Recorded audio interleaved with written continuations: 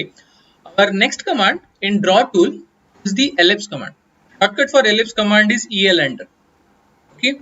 For ellipse, first we need to understand some terms of ellipse. Let us say I am making a line of 40 and that line will act as a major axis in my ellipse.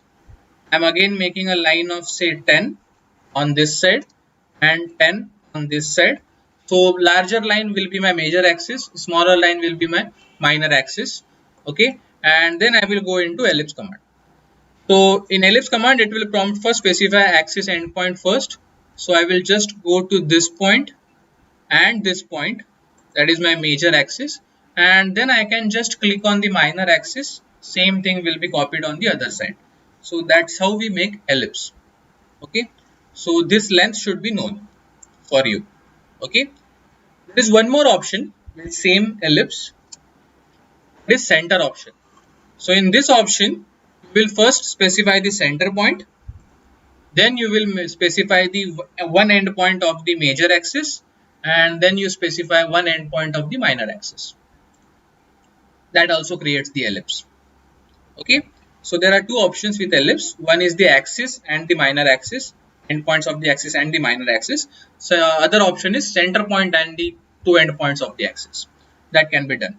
Okay, elliptical arc is also one command which is included in the ellipse. So if I start with the arc, it will again prompt for same things, starting point, axis.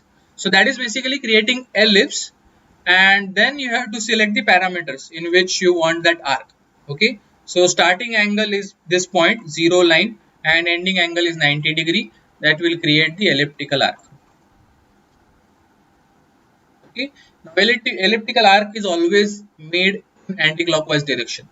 Okay, like a circular arc command.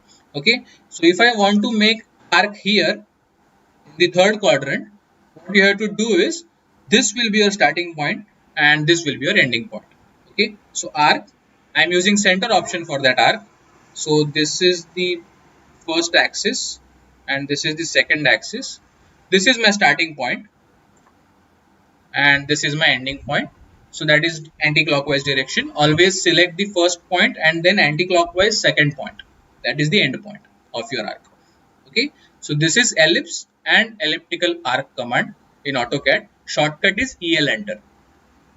Okay, thank you.